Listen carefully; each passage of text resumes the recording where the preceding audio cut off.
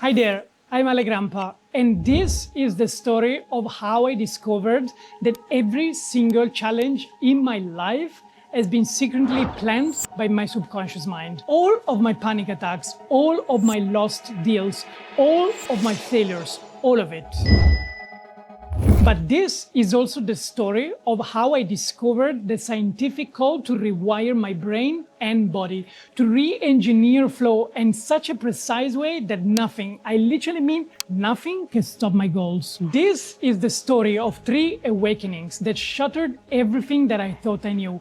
3 breakthroughs that led me to one night in the Colombian jungle, where ancient wisdom, neuroscience, and quantum physics finally collided into one undeniable truth. I know it's a lot, but let me take a step back.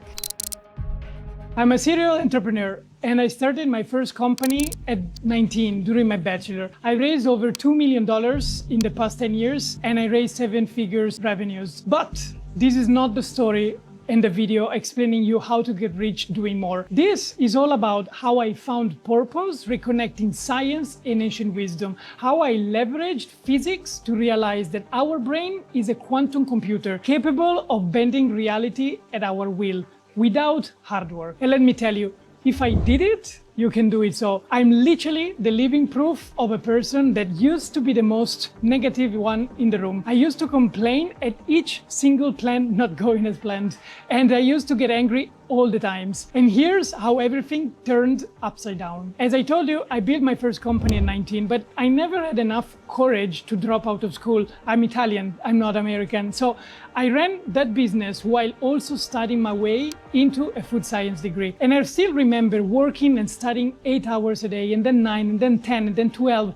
And since I really never managed to sleep only 3 hours a night and still get through the day, I had to start working on Saturdays, on Sundays. But that was the Silicon Valley dream, right? Fake it till you make it, just keep hustling. Well, little did I know, my life became about my work. My conversation with friends became about work. And the ones with my girlfriend were all just about work. Everything around me was around work. And I was happy, at least I thought, because at the end of the day, I still fell asleep like a baby. Exhausted, but satisfied. The problem though, I used to complain all the times, as I told you, literally about anything. I complained why the clients were taking weeks to reply. I complained when the investors ghosted me. I even complained when I was in line at the grocery store because the cashier was spending too much time asking how was the day of a person in front of me. I mean, it was written nowhere in their contract that she had to waste time chit-chatting with the clients, right?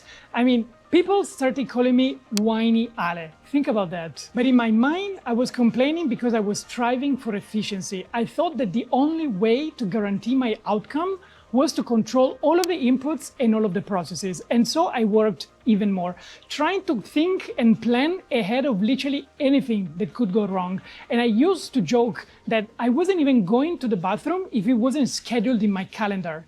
Crazy, right? That was my only way I knew to feel in control.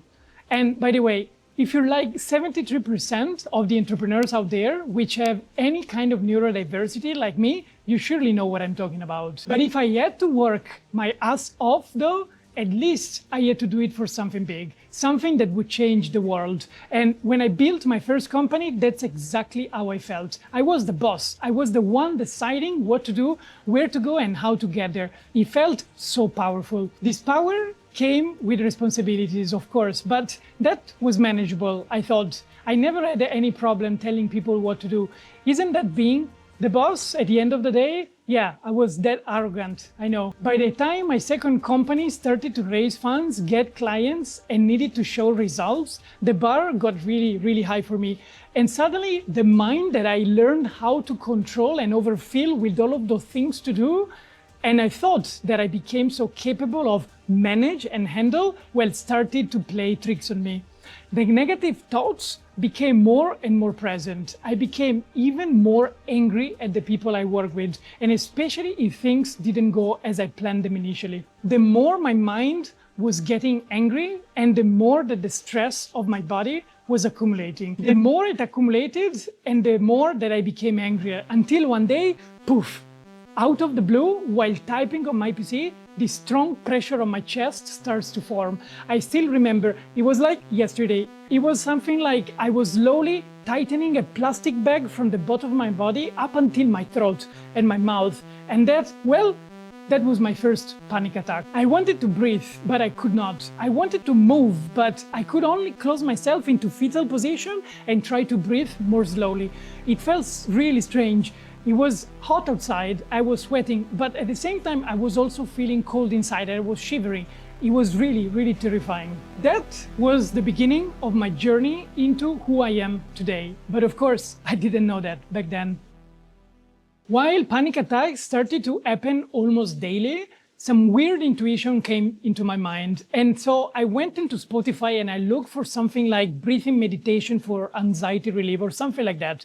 And thank God I found it. That was my introduction to meditation. 6 months later, doing breathwork every single day, I never experienced a single panic attack ever in my life. But most importantly, I joined a Buddhist group and meditation in Milan. And I started my journey into the Eastern philosophies. I was slowly rewiring my thoughts, understanding that we are not our body, and learning that emotions from a chemical perspectives in our brain only last 90 seconds. And everything else is our choice to ruminate on them. With all of this knowledge and practice, I almost managed to stop complaining. My evening readings became all about the literature of neuroscience and the habits creation. But then COVID hit and a new big problem came into my life. This time was physical. My body shut down. Of course, we were under lockdowns, working 12 hours a day, trying to make our company survive. But this didn't really matter to my body. I stopped moving. I stopped spending time in nature. And as a consequence, a huge pain on my back kept me up at night every single day. It was like I had a super heavy metal cage drilled on my pelvis. And you want to know even worse problem? Well, my stamina, my sex drive, completely gone, vanished. It was like one of those scenes in the movies where somebody's trying to ping you with a stick and try to see if you're alive. Well, was it normal? Was I dead? I don't really know. But again, one more help from the universe was served to me that day. I finally managed to book a call with a functional doctor and discuss all of my issues about my body, my metabolism, and my down there. His advice was quite clear. No more fancy diagnostics, no more fancy medications, just quit gluten and move your house out of your home.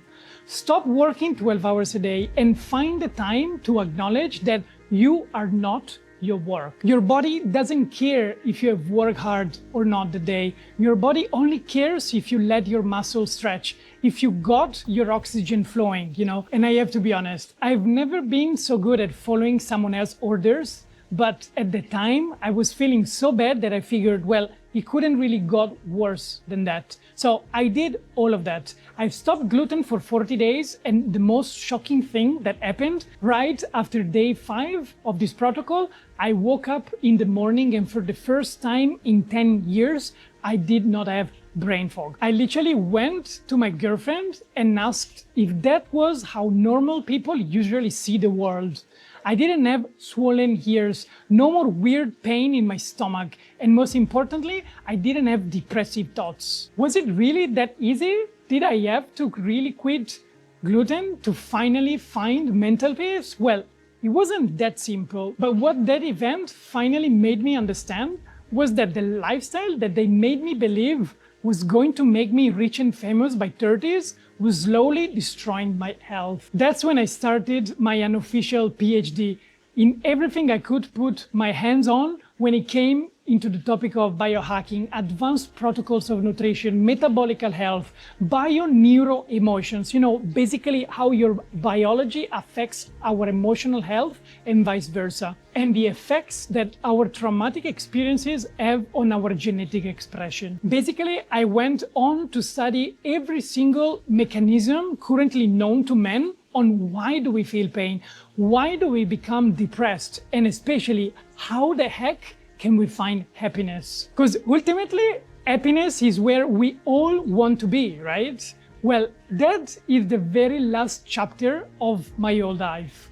The quest to discover the ingredients for happiness. I was all about meditation, outdoor sports, working hard on my company, and I was so addicted to this knowledge that I could literally tell every single chemical effects that each single food could have on your breakfast after you ate it. But believe it or not, I discovered the secrets to happiness in the middle of the Colombian jungle. My wife and I had the crazy idea to take a flight to Colombia and get married all alone with the shaman in the jungle. We spent 3 days in the forest with this wise man who taught us all of the ancient wisdoms of his tribes. From how the different levels of reality are divided, how we humans are not just a body and a brain, but a much more complex systems of energies. He explained us that we humans are the only animal on this planet capable of self-regulating emotional responses in our body. He told us the ancient secrets of how childhood trauma is all part of our life's initial design so that we can learn how to deal with life itself, and most importantly, what the code is to unlock this internal friction that we create for ourselves. How, if we do the work right, well, we can heal all of this and really reach happiness. These conversations with the shaman were so deep, but at the same time, it felt quite weird. Somehow, all of this stuff wasn't new to me. I felt like all of the different paths and challenges of my life were all converging into one. Somehow, the shaman was talking about very similar topic that my Buddhist Lama used to talk about as well. How come that these two people, with knowledge that was apparently developed in two completely different sides of the world, were talking about something undistinguishable from one another? And even funnier, well, it was all converging into one science, the science of quantum physics. No more woo-woo, no more incomprehensible metaphysical concepts and narratives. Finally, it was all there and laid out simply and scientifically. That night was the night we did our first ayahuasca ceremony. That night, I didn't just understand it all, I saw it all. I saw exactly how every single challenge I had in my life so far was the ingredient I subconsciously created in my mind so that I could live that experience, that I could go through that shit, so that I could learn what was really the bigger picture. That night, Wholegrain Wisdom was born. That night, I finally understood that being an entrepreneur at such a young age wasn't random. Having such a deep background in science wasn't just having a degree. That needed relief and deeper understanding from the ancient wisdom wasn't just a useful tip, for calming my nerves down. All of it was the beginning of a new story.